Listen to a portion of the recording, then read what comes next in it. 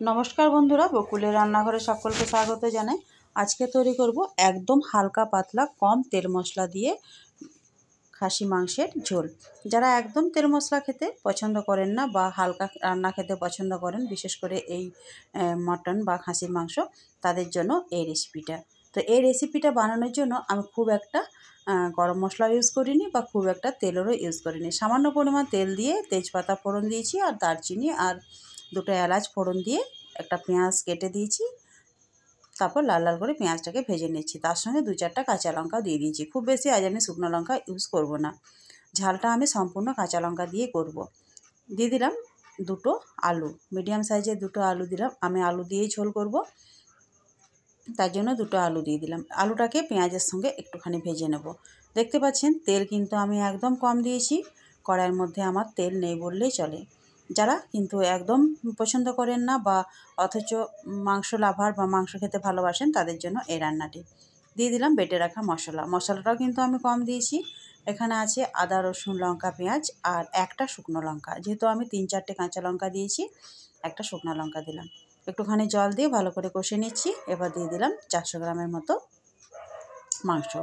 ভালো করে নাড়াচাড়া করে নেব। যেহেতু খাসির মাংস দামটাও বেশি আর আমার পরিবারে সাধারণত আমরা দুজনেই খেতে, তার জন্য কিন্তু আমি একটু কম করে আনাই। দিয়ে দিচ্ছি গরম মশলার গুঁড়ো, সামান্য পরিমাণ গরম মশলার গুঁড়ো এখন দেব আর কিছুটা দেব নামানোর সময়।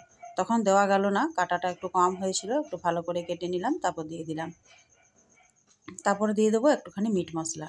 এভারেস্ট কোম্পানির যে মিট মশলা আছে সেই মিট মশলাটা একটুখানি দিয়ে দিচ্ছি। তারপর আবারও ভালো করে কষে নেব। খুব বেশি গরম মশলাও এখানে আমি ইউজ করিনি, সামান্য পরিমাণ দিলাম আর এক টুকরো দারচিনি ফোড়ন দিয়েছিলাম আর দুটো এলাচ ছিল। তারপর ভালো করে নাড়াচাড়া করে নিচ্ছি। স্বাদ অনুসারে লবণ হলুদটাও দিয়ে দিয়েছি। আমি রান্নাটা কিন্তু কড়াইয়ে করব, আজ কোনো রকম প্রেসার কুকার ইউজ করব না। গরম জল একদিকে বসিয়ে দিয়েছি, গরম জল দিয়ে দেবো। তারপর রান্নাটাকে একদম গ্যাসের ফ্লেমটাকে লোতে করে দেবো। প্রায় আধ ঘন্টার মতো রেখে দেবো বসিয়ে গ্যাসের মধ্যে। তারপর যখন রান্নাটা হয়ে যাবে তখন গ্যাসের ফ্লেমটা বন্ধ করব।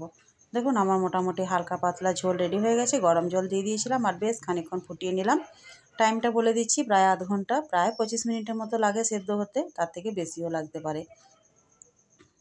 মোটামুটি রান্নাটা হয়ে গেছে, দেখতে পাচ্ছেন একদম কম তেল মশলায় হালকা হালকা রান্না খাসির মাংসের। তো রান্নাটি কেমন লাগলো অবশ্যই জানাবেন। আজকের রেসিপি আপাতত এই পর্যন্তই। আসছি কোনো একটা পরবর্তী রেসিপি নিয়ে। ততক্ষণ আপনারা ভালো থাকুন, সুস্থ থাকুন। সকলকে জানাচ্ছি গুড বাই।